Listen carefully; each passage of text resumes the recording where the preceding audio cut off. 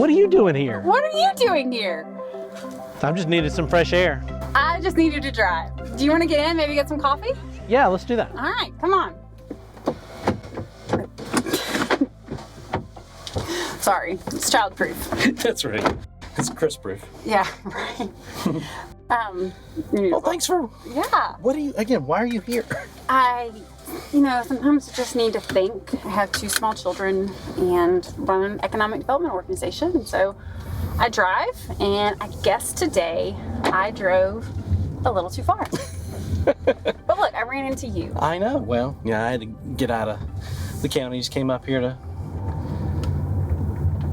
North Mecklenburg, and so just walking around. Yeah, just getting some fresh air. Walking around. Nice. So, how's everything in your world? Things are good. So you just got a good announcement?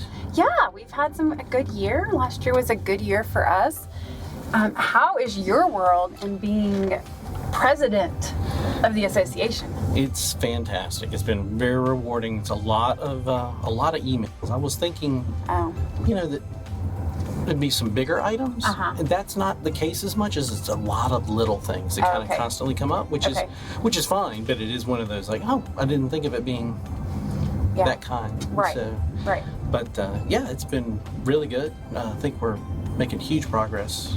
Both in the value, the membership's almost at 900 now, which is hard to imagine. And so there's new complications come with that, right? You've got to be able to provide value to all those members. So we're having to change venues on some of our events. Like we just had the Capitol or City Club, wasn't big enough. Right. So we're having to find. It's good problems. But it's still a problem. How long have you been doing economic development now?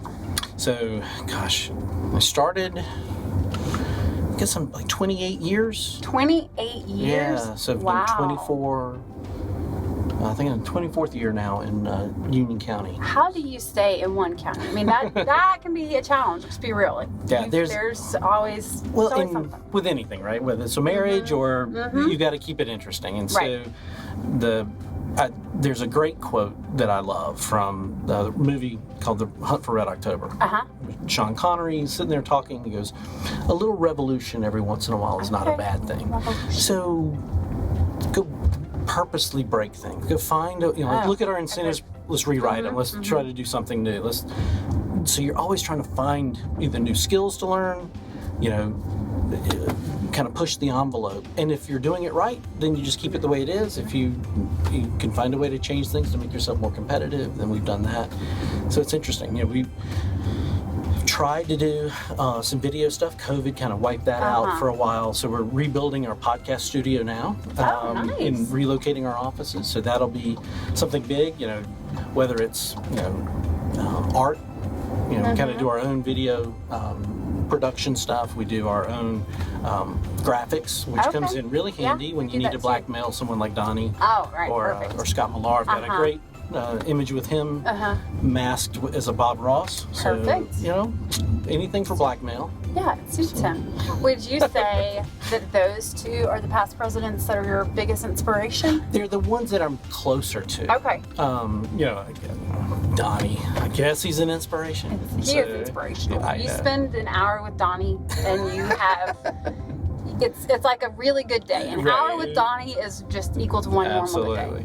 So he's probably one of my closest friends in the business, and because we've interacted, and he's been in Gaston for a century. Whole century. Yeah, right. Everybody's got different skill sets that is nice to kind of bounce off of. Right. Like, how would you address this? So it's nice to have folks that you kind of respect, definitely respect in the business that face similar things, and you want to kind of pick their brains. Well, I don't think people realize, typically in a community, there is one economic developer. So it's not like you can go and exchange war stories with anybody else in your community, or if you're in the middle of the project and you're hitting a bump, you need to be able to call somebody else. And that's why NCEDA is so valuable, because now you have access to all these developers who've probably encountered something similar or can give you advice or just to vent to about whatever the case may be, a crazy client or how to navigate politics. And it's just so important to have that, or you will burn out. People will not make it to 28 years without that support. Well, I think that a lot of times the stress of being in local government or involved, engaged with local elected officials, I don't think people understand sort of the full scope of that stress. And so it is nice to have other people to kind of vent to that's in a safe place that you can say certain things just to get off your chest. Right. And then you go home and do that, and your spouse is like, are you getting fired tomorrow based on what you're saying? Like, no, it's just the world we live in. Right. But again, I don't know how to operate in any other world. I wouldn't know how to be at the tower, Bank of America Tower, and working in that environment. There's everyone's got politics. Yep. So those politics are just different. I know the landscape. Well, most of it, at least anyway. As soon as you think you got it figured out, they change the rules. It changes, exactly. You talk about engaging politics at the local level. I'm the legislative chair now. Yes. For the legislative committee at NCEDA, something I honestly did not know a lot about before John Nelms threw me into that position in my first year on the board, and it's something that I've really come to respect and enjoy because I did not realize all that goes into it. Right. I didn't know all the meetings with legislators in and out of session, in and out of Raleigh. I did not know all the meetings with allies and, sitting down with Commerce and sitting down with EDP&C. And so it's really eye-opening. And I don't know if the whole association realizes what's going on behind the scenes. Right. Where do you think that value is now?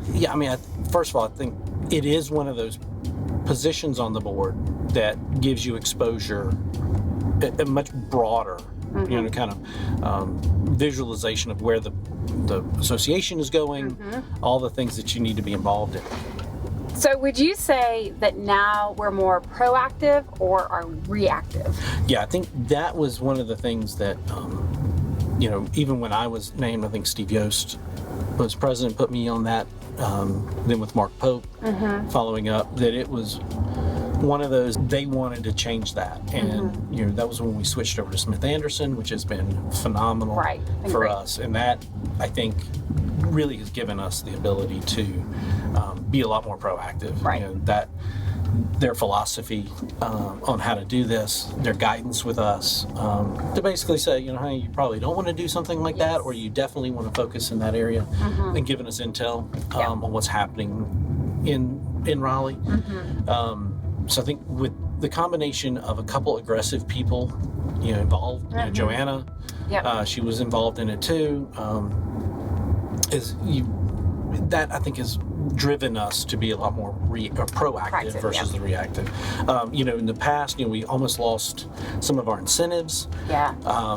And it was a scramble, and going back to when Donnie and Scott Millar and Scott Hamilton, they were all sitting there fighting, right? Now I think we're in a much different position to where we can start to create policy that keeps us on the cutting edge of being competitive as a state. Right. Well, and projects have just changed so drastically. I think COVID probably made that happen, where a client doesn't have to have boots on the ground, right? In the middle of COVID, they were looking at aerial photography and drone footage and virtual visits? Yeah, virtual visits. I did a visit in the car, and I left my phone on my dash, and the sun hit it, and then it completely went out, and so I had to, cool it off before I could even talk to that client. So we were all making things up as we went, but that changed it. I feel like development projects now are a little bit more transactional than relational. Right. And because of that, as an association, we are being proactive, but we're also responding to that change. I agree. Yeah, it is definitely more transactional. It's a lot more data mining. It's a lot more, the younger folks are moving up into leadership at those companies, that they're having to be, that's just the way they're thinking, right? They're on their phones, they're on the computers, data mining, trying to find out the best decision. But at the end of the day, it's still a relationship. Yes. And when you're down to the final three, you're selling an idea, and then the trust that these people will be okay when they make that decision, that their boss won't fire them for picking the wrong community. So it really is a part of that. What other changes have you seen, whether within the association or economic development as a whole, in your long tenure as an economic developer? Right. I'm still 12 in my mind. So, we believe that as well. yeah, I know. You're right. I act like I'm. Yeah, You've not grown up. You have just aged. It's fine. Exactly.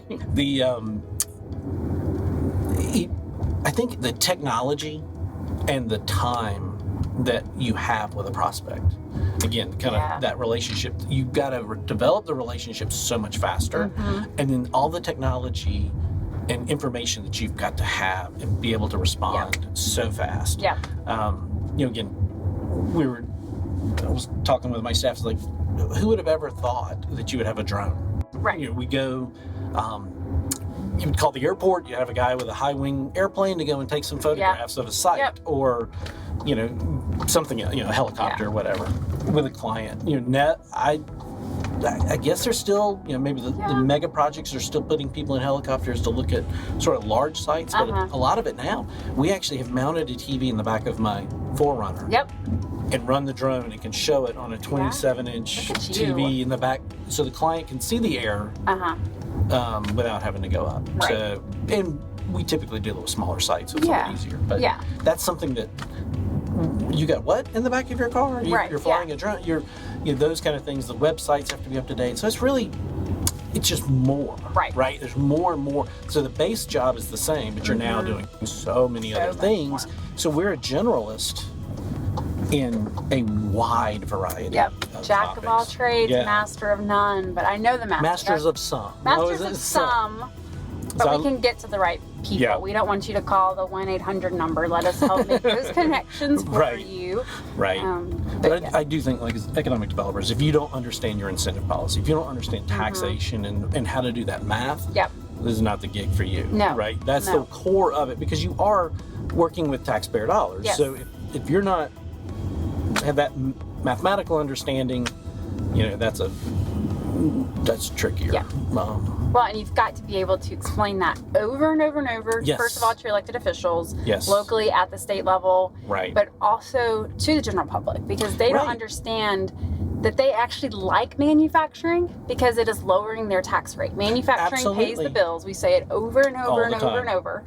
But we have to explain that of, do you like this recreational facility? Do you like the schools? Do you like your low tax rate? Because if so, somebody else paid for it, not you. Do you like the park? Do you want a fire truck that can actually put the fire out in your house? I mean, it's those kind of, while it's still available to be put out, it's those kind of things. And you think about in North Carolina, it's so affordable from a tax standpoint in comparison to some of our neighbors. Oh, yeah. And so it takes a lot of our work to pay for relatively affordable items. Yes. And so that's one thing that we try to, and it's complicated, right? So we have to make sure that we are saying it in a way, taking a complicated issue and making it simple when we're conveying that message. Because, again, the people you're talking to don't live in our world. No. So they have to know, they have to be able to understand what you're saying.